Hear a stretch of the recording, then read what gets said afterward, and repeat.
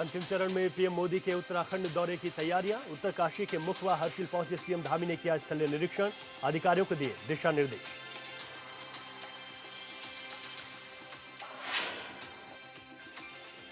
प्रेमचंद अग्रवाल प्रकरण में महेंद्र भट्ट के बयान पर कांग्रेस प्रदेश अध्यक्ष ने किया पलटवार। कहा, सबसे पहले करण माहरा के खिलाफ बीजेपी करे एफआईआर। पहाड़ व मैदान को लेकर लोगों में मंत्री के खिलाफ आक्रोश। धामी सरकार के भू कानून पर विपक्ष ने फिर उठाया सवाल। करण माहरा ने एनडी तिवारी कार्यकाल के भू कानून को बताया बेहतर। कहा, उम्मीद के मुताबिक नहीं है संशोधन कानून।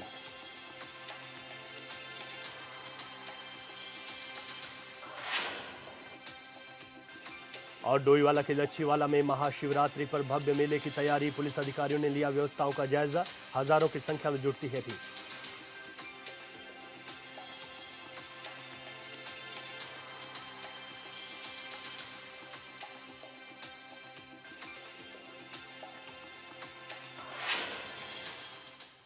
नमस्कार, मैं हूं रवि कैंत्रा। हॉर्नबिल टीवी देख रहे हैं आप। खबरों की शुरुआत करते हैं। प्रधानमंत्री के दौरे को लेकर अब तैयारियां अंतिम दौर पर हैं। मुख्यमंत्री पुष्कर सिंह धामी आज उत्तरकाशी के हर्षिल दौरे पर रहे, जहां पहुंचकर सीएम धामी ने प्रधानमंत्री नरेंद्र मोदी की शीतकालीन यात्रा से संबंधित प्रस्तावित कार्यक्रमों की तैयारियों की समीक्षा की और स्थलीय निरीक्षण भी किया है। निरीक्षण के दौरान सीएम धामी ने तैयारियों से संबंधित जरूरी निर्देश भी दिए। इस मौके पर सीएम के साथ बीजेपी विधायक सुरेश चौहान, मुख्य सचिव राधा रतूड़ी, प्रमुख सचिव आर.के. सुधांशु और सचिव पर्यटन सचिन कुर्वे भी मौजूद रहे।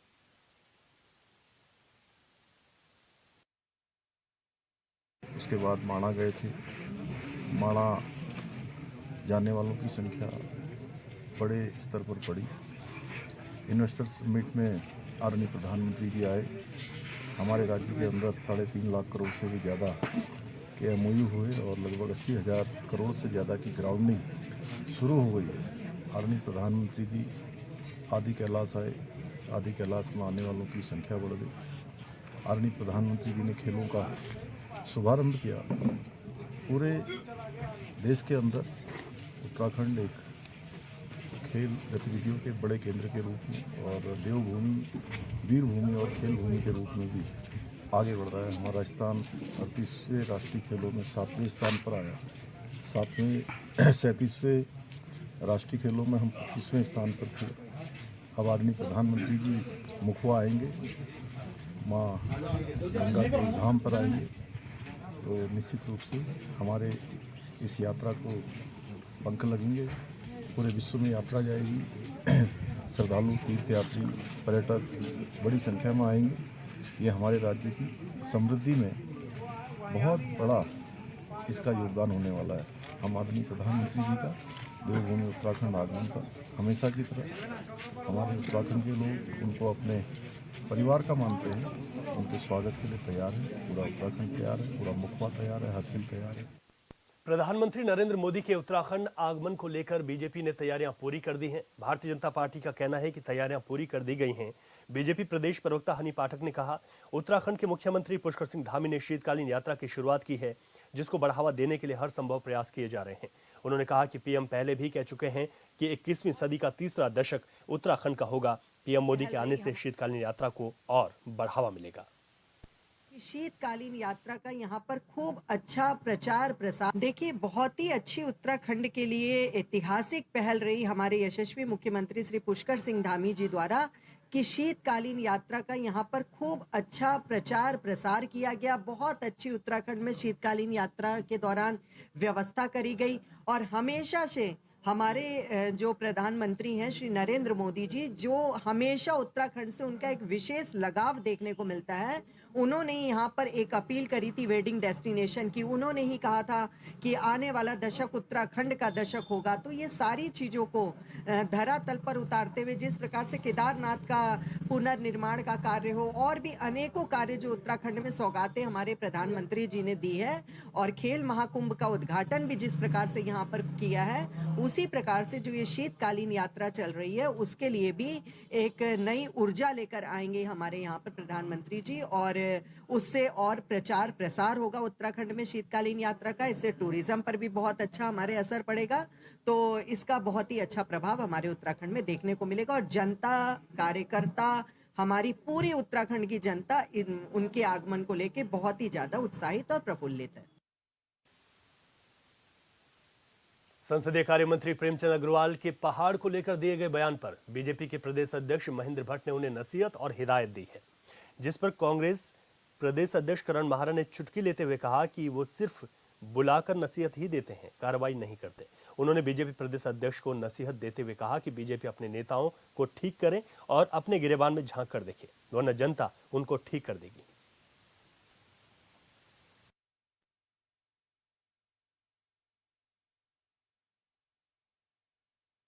देखिए, वो बुलाते हैं और हिदायत देते हैं। नेगी जी की जब पिटाई हुई तो भी मंत्री जी को बुलाया था, हिदायत दी थी। फिर इनके कार्यकर्ताओं ने बदतमीजी करी, उसमें हिदायत दी। फिर मंत्री जी ने की, वो उसमें भी ये कहते हैं हमने अरे हिदायत का असर क्या पड़ा? क्या वो घटनाएं रुक गई? ऋषिकेश में आपने ठीक निकाय चुनाव के बाद आपके कार्यकर्ताओं ने गाली दी पहाड़ के समाज को, और उसके बाद आपके मंत्री ने गाली दे दी, क्या फर्क पड़ लिया? बलात्कारों के बारे में तो कहना ही नहीं है, क्योंकि आपने महिला अपराध में पहले स्थान पर ला गए। तो बीजेपी अपने गिरेबान में झाके, अपने परिवार को देखे और अपने परिवार को ठीक करे, नहीं तो जनता उनको ठीक करेगी। बीजेपी प्रदेश अध्यक्ष की ओर से दी गई प्रेमचंद अग्रवाल को नसीहत पर अब एक बयान भी जोर पकड़ने लगा है।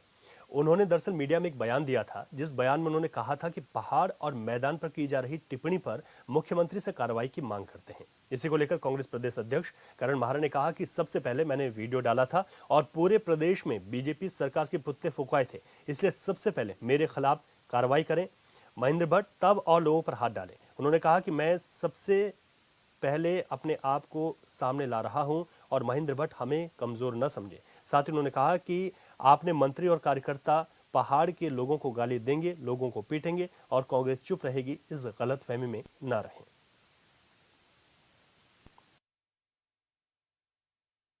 नहीं, सबसे पहले तो करण मेहरा ने वीडियो डाला था और मैंने पूरे प्रदेश में पुतले फुकवाए हैं मंत्री और सरकार के। सबसे पहले मेरे खिलाफ कार्रवाई करें महेंद्र भट्ट जी, तब औरों को हाथ डालें। मैं सहर्ष अपने आप को सामने ला रहा हूं और कमजोरी न समझे महेंद्र भट्ट। क्या आप पहाड़ के लोगों को गाली देंगे? आपके मंत्री पहाड़ के लोगों को पीटेंगे, नेगी को जिस तरीके से पीटा गया? आपके मंत्री और आपके कार्यकर्ता गाली दें पहाड़ के लोगों को जिस तरीके से ऋषिकेश में दी गई, और कांग्रेस चुप रही? गलतफहमी है। ये पूरा उत्तराखंड उत्तराखंडियत से बना है, चाहे वो हरिद्वार का रहने का नागरिक है, चाहे वो धारचूला का रहने वाला व्यक्ति है, चाहे वो चक्राता का रहने वाला व्यक्ति है, चाहे वो तराई का है, चाहे वो भाबर का है, चाहे वो पर्वतीय मूल का है, वो हमारे परिवार का सदस्य। अगर किसी का भी अपमान इस राज्य में भारतीय जनता पार्टी के कार्यकर्ता और मंत्री करेंगे तो कांग्रेस पूरी ताकत से इस लड़ाई को लड़ेगी और बिना डरे लड़ेगी। एक तरफ जहां भारतीय जनता पार्टी 2022 में जारी किए गए मैनिफेस्टो के कामों को गिना रही है और उनको पूरा करने का दावा कर रही है, वहीं दूसरी तरफ इसको लेकर कांग्रेस के प्रदेश अध्यक्ष करण माहरा ने सवाल उठाए। उन्होंने कहा कि निश्चित तौर पर ही बीजेपी अपने एजेंडे को पूरा करती है। बीजेपी लगातार राज्य और देश को दंगों में धकेलने की पूरी कोशिश करती रही है, जो उनके एजेंडे में भी साफ दिखाई दे रहा है। वहीं यूसीसी में लिव इन रिलेशनशिप को लेकर भी करण माहरा ने निशाना साधा। उन्होंने कहा कि यूसीसी में भी लिव इन रिलेशनशिप के जरिए सहवासी संबंध को बढ़ावा दिया गया है।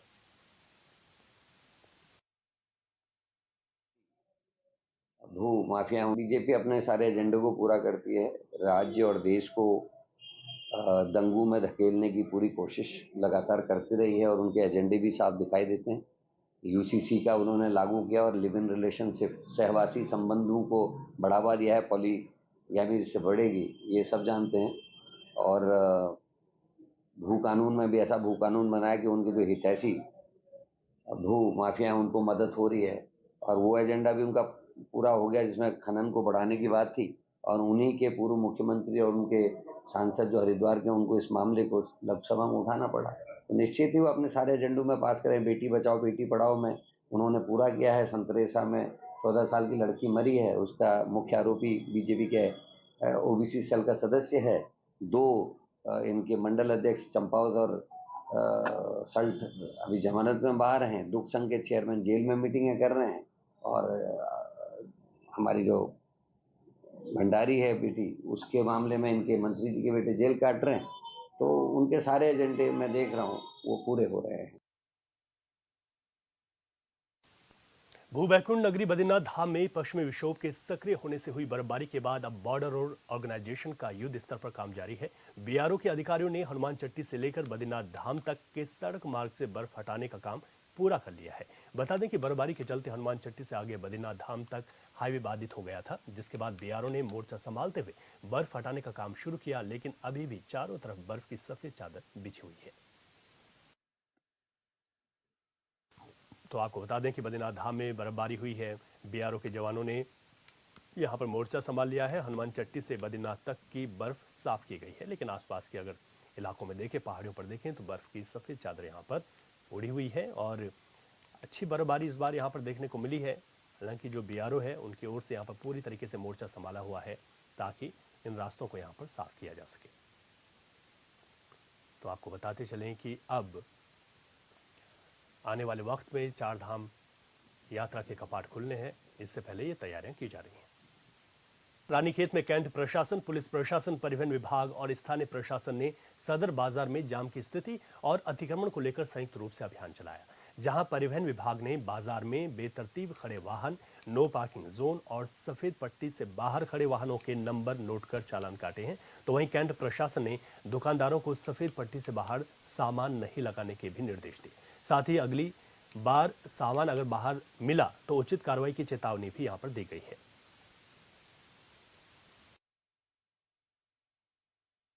ये रानीखेत के मार्केट में कुछ दिनों पहले निरीक्षण हुआ था, जिसमें कि फायर टेंडर हर जगह नहीं पहुंच पाया था और कुछ अतिक्रमण के केसेस भी पाए गए और कुछ दुकानें जो थी वो सरकारी भूमि पे रोड तक एनक्रोचमेंट जिनका हो रहा था, तो उनको हटाने के लिए आज मुहिम चलाई गई थी।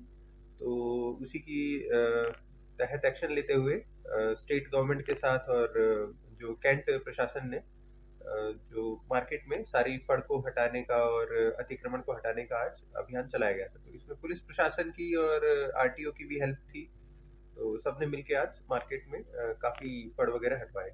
अभी जो है 2 पिंक रिक्शा रानीखेत में चलाए जाएंगे, वो राज्य सरकार की मुहिम के तहत चलाए जा रहे हैं।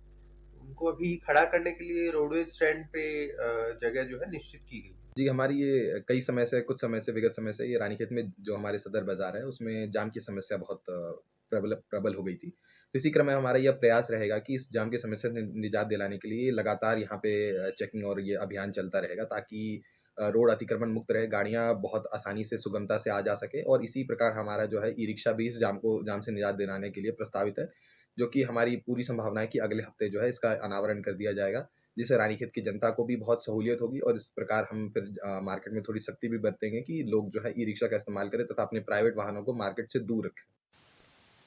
26 फरवरी को महाशिवरात्रि का त्योहार बड़ी ही धूमधाम से मनाया जाएगा, जिसको लेकर डोईवाला के लच्छीवाला में तैयारियां जोरों पर चल रही हैं। इस मौके पर लगने वाले मेले में लोग पूजा अर्चना के साथ ही झूलों का मजा भी ले सकेंगे। वहीं सुरक्षा व्यवस्था को लेकर स्थानीय पुलिस और रेलवे पुलिस ने मेले का निरीक्षण कर व्यवस्थाओं का जायजा लिया। बता दें कि लच्छीवाला में लगने वाला महाशिवरात्रि मेला ग्राउंड के बिल्कुल नजदीक हरिद्वार देहरादून रेलवे ट्रैक पर है, जहाँ लोगों का आना जाना भी लगा रहता है। इसी के मद्देनजर जीआरपी और आरपीएफ के अधिकारियों ने मौके पर पहुंचकर मेला समिति और पुलिस को चौकस यहाँ पर दिशा निर्देश दिए हैं कि पूरी व्यवस्थाएं चौकस की जाए। झूले में इस बार तो ये डबल वाला नाव है, जिसमें डबल नाव होती है। इसमें पहले सिंगल होती थी, अब के डबल है। और कुआ मारुति का है, पिछले साल मोटरसाइकिल का था, इस बार मारुति चलेगी इसके अंदर।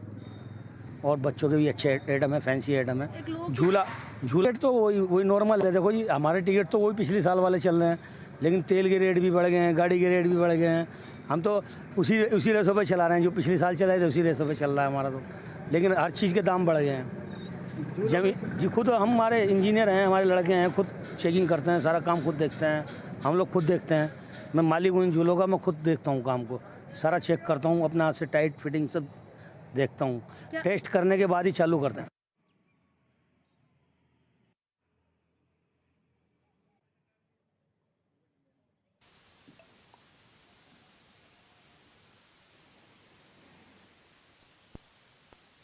तो डोईवाला में ये मेला लगना है, जहां पर व्यवस्थाओं का जायजा लिया गया है। महाशिवरात्रि मेले को लेकर तैयारियां जोरों पर हैं और इसको लेकर क्योंकि यहां पर आवाजाही भी है, तो ऐसे में चौकसी बरतने के निर्देश हैं। अधिक जानकारी के साथ हमारे संवाददाता संजय राठौर फोन लाइन पर हमारे साथ हैं। संजय, किस तरीके की तैयारियां आप देखते हैं और कितनी भीड़ यहां पर जुटती है महाशिवरात्रि पर इस बार क्या अनुमान?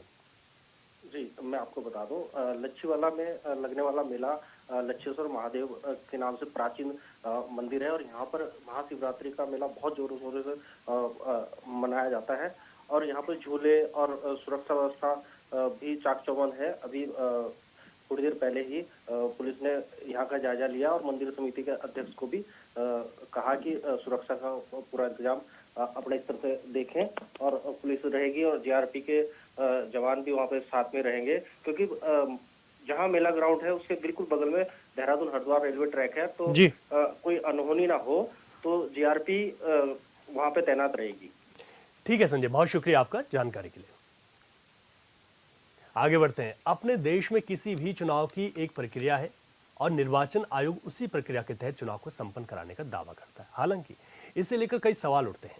चुनाव में प्रत्याशी जीत के लिए कितना पैसा खर्च करते हैं यह कोई पता यहाँ पर नहीं लगा पाता। मारपीट होती है, गांव के लोगों में मतभेद तक हो जाते हैं। लेकिन जरा सोचिए कि अगर पूरा गांव ही सहमत होकर खुशी से ही किसी को प्रधान, किसी को क्षेत्र पंचायत चुन ले तो मुश्किल लगता है। लेकिन उत्तराखंड के एक इलाके में ऐसा हुआ। इस रिपोर्ट से समझिए। चुनाव की घोषणा से पहले चुनाव। उत्तराखंड में एक इलाका ऐसा भी, ग्रामीणों ने चुन लिया अपना प्रधान।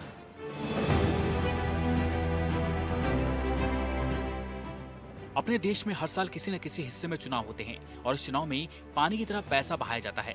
चुनाव जीतने के लिए नेता गांव में मतभेद पैदा करते हैं। चुनाव जीतने के लिए नेता युवाओं को झांसे में लेते हैं और काम करवाते हैं, जो कानूनन अपराध है। लेकिन उत्तराखंड के उत्तरकाशी में एक गांव ऐसा है जहां गांव में बैठक कर लोग ग्राम प्रधान चुन लेते हैं और देश दुनिया को संकेत देते हैं कि जरूरत नहीं है चुनाव में पानी की तरह पैसा बहाया जाए। अगर सभी सहमत हैं तो बिना पुलिस की मौजूदगी, बिना निर्वाचन आयोग के आदेश के बावजूद भी चुनाव शांतिपूर्ण संपन्न कराया जा सकता है, जैसा इस गाँव में हुआ है। हमारे गाँव में निर्विरोध प्रत्याशी बने हैं और आप तुरंत यहाँ पे आ गए हैं, तो ये पहली बार नहीं है। इससे पहले भी हमारे गांव में निर्विरोध प्रधान चुने हैं और कई बार चुनते हैं, यानी कि 2019 में भी हमने निर्विरोध प्रधान चुना था। और उससे पहले कि जब हमारी ग्राम सभा पोखरी गांव वालों के साथ शामिल थी, वो भी राजस्व ग्राम सभा अब हमसे अलग हो गया है, उस समय भी हमारे गांव में निर्विरोध प्रधान बनते थे। और इस समय भी हमारे गाँव वालों ने निर्विरोध प्रधान इसलिए चुना कि गाँव में क्या है कि भाईचारा खत्म ना हो। एक की रिश्तेदारी इस परिवार से है, फिर दूसरे परिवार से है, इसलिए हमने चुनाव की जो अधिसूचना जारी होने से पहले गांव के सभी बड़े बुजुर्गों ने यह फैसला किया कि भाई किसी का आपसी मन मिटाव न हो, इसलिए यह फैसला लिया गया। और हमारे जो जिला पंचायत सदस्य हैं, क्योंकि जिला पंचायत तो बहुत बड़ा क्षेत्र होता है और उसके लिए ग्राम सभा के सभी लोग मिलजुल के काम करें और एक प्रत्याशी ग्राम सभा से जिला पंचायत के लिए हम नियुक्त किया है और आगे जाके सभी लोग उनके लिए काम करेंगे, ऐसा ग्राम सभा लोगों का मानना है और इसलिए ये फैसला लिया गया है। उत्तराखंड के लिए हम ये संदेश देना चाहेंगे कि भैया आप भी ग्राम सभा डांग की तरह ऐसे ही अपने ग्राम सभा से निर्विरोध प्रत्याशियों को चुनाव चिन्हित कीजिए और सबसे पहले तो सरकार का पैसा बचाइए। जो सरकार के चुनावों में लाखों रुपए लगते हैं और फिर गांव में जो शराब परोसी जाती है चुनावों में और आपसी भाईचारा खत्म होता, उस चीज़ से हमें काफ़ी राहत मिलेगी।